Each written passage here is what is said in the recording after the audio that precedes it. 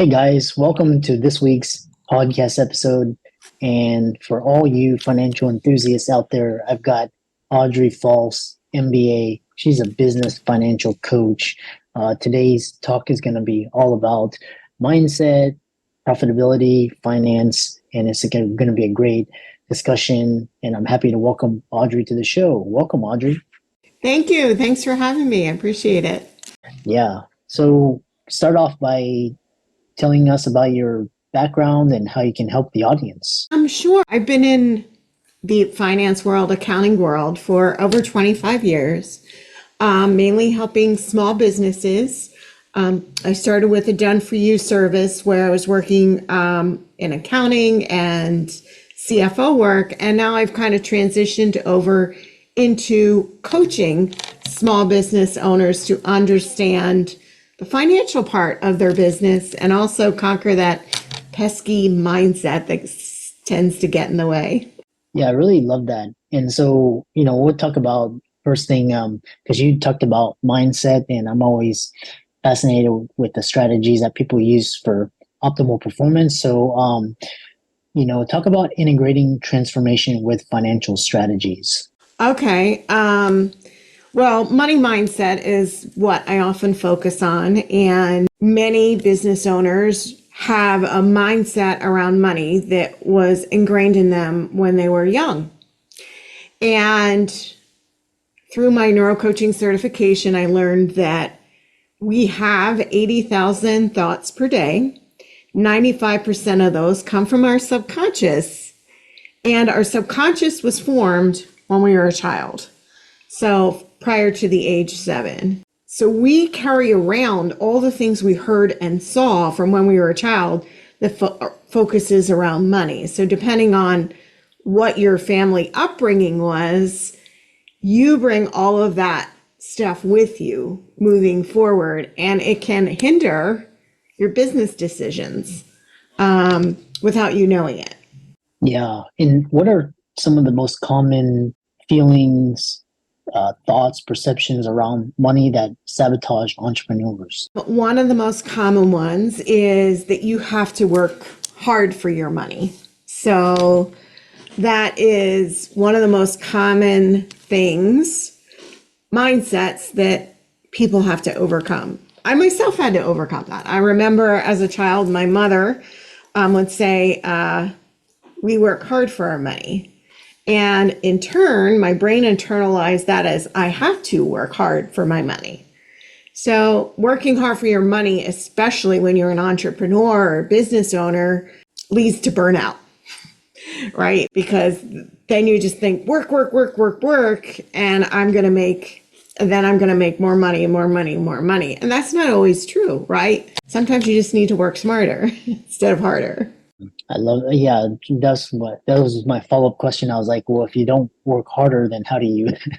But it's interesting how you say work smarter, and then your brain and your RAS figures out a way to kind of navigate around it. Kind of moving on, this idea of, working hard for money.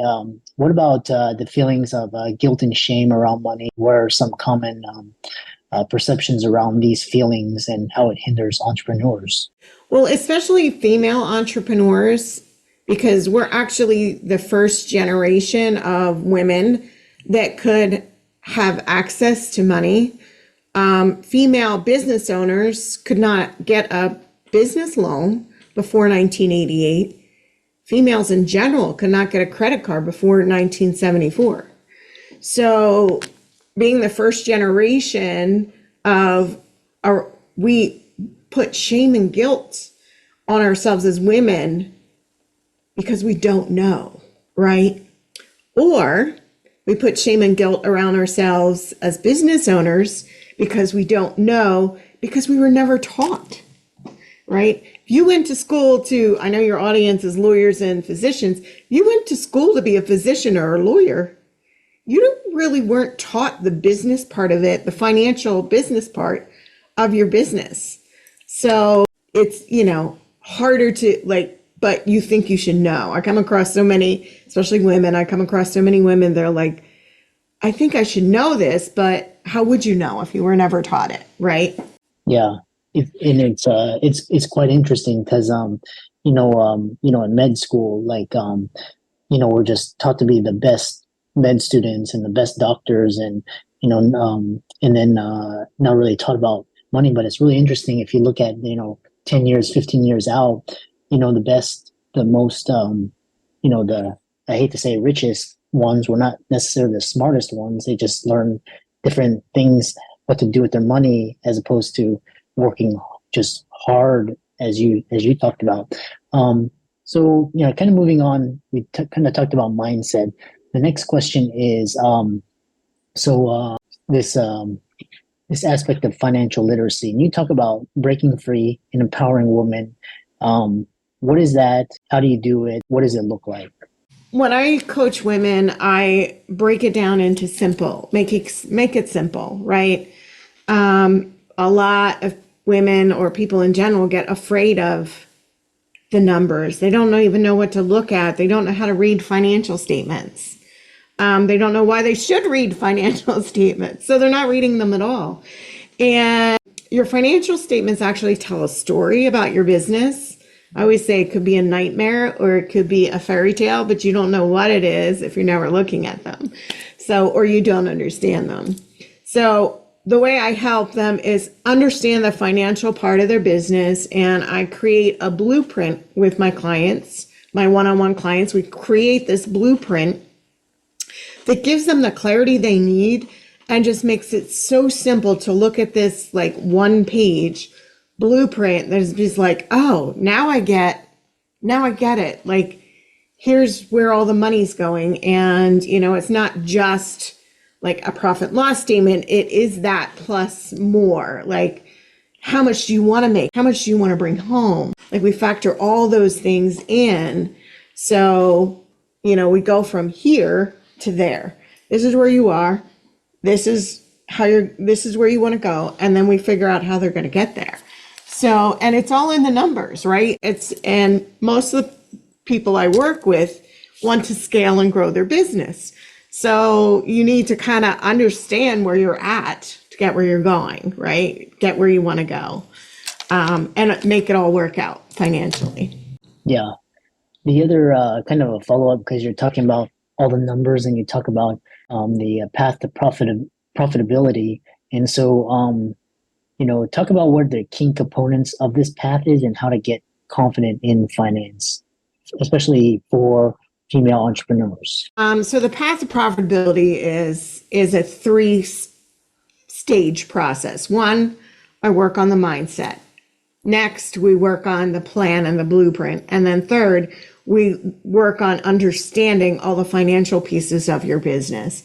So once you get through those stages, you can completely understand and take it forward, empowered, and be empowered around your numbers. So you can run your financial reports every single month, look at them, know how much do I need to save for taxes, what's my monthly number I need to get to every single month in order to make sure I meet everything that I'm going to need, like all of those things. Does that answer your question? I'm not 100% sure. Yeah, for a coach and with your system, just kind of so it was interesting to walk us through the key component of your program.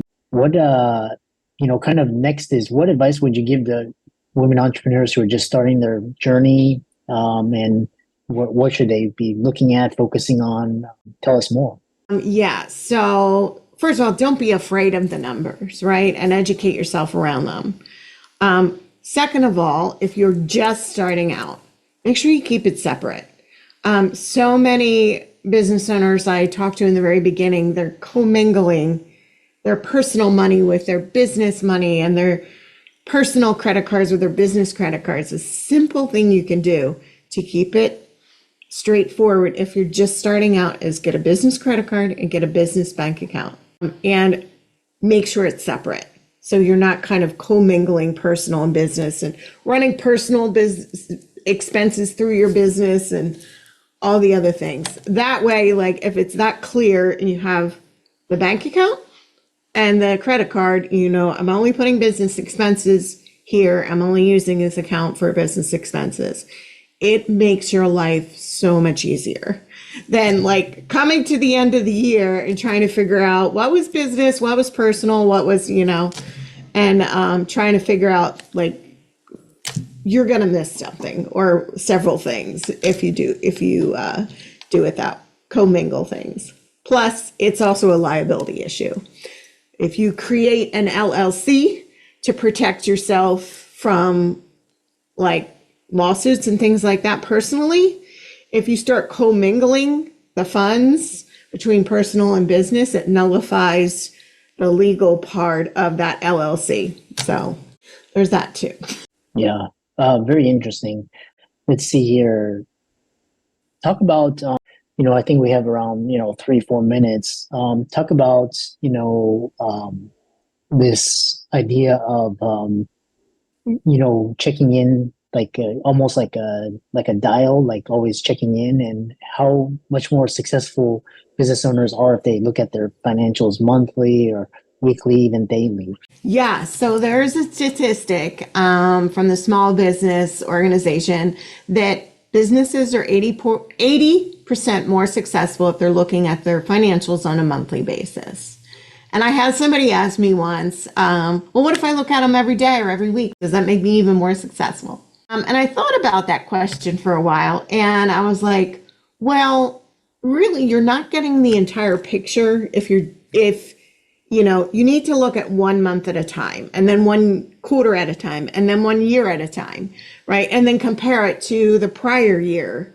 If you've been in business for several years, that month to that same month the prior year, like it gives you a lot more information and a lot more things to look at. And when I say look at your numbers, you're not just looking at your revenue, you're looking at your expenses, you're looking at your cost of sales or cost of goods sold, and like just checking in with, does this number look like it's good, right? I worked with a client where he was multi 7 figures, and we looked at his, like in his industry, he knew a lot of what the standard numbers were. And he knew like his payroll should be a certain percentage of his revenue, and his cost of goods sold should be a certain percentage of his revenue based on his industry. And every industry should have a standard like that.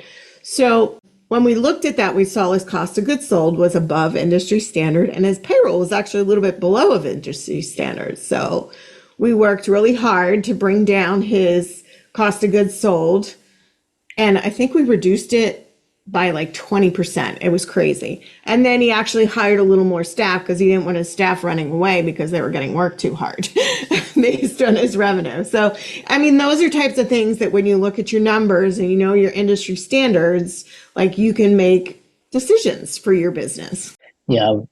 So, I really enjoyed this conversation. And how can people contact you and find you and follow you? Thank you. Yeah, I have some free resources, including a free workshop coming up in August where I'm going to be going through the 3 financial reports that you should be looking at: your profit and loss, your balance sheet, and your cash flow every single month. So there's a link at Audrey Faust Consulting /free-resources. And there's a link in there to sign up for that free workshop if you want to learn and understand more about your financial well-being of your business. You can ask questions on that workshop as well. It's a 3-day challenge, actually. And every single day, we're going to be looking at 1 financial report and answering any kind of questions you have. And I'm going to show you how to look at it, how to read it, how to understand it. So, and there's some other great free tools on my website. There's a money mindset audio that you can see where your money mindset is. There's some questions and how to reprogram it, and also some really cool calculators. Yeah, excellent. And for all the audience, be sure to give Audrey's socials a like and follow. And thanks so much for coming on. All right. Thank you. It was great to be here.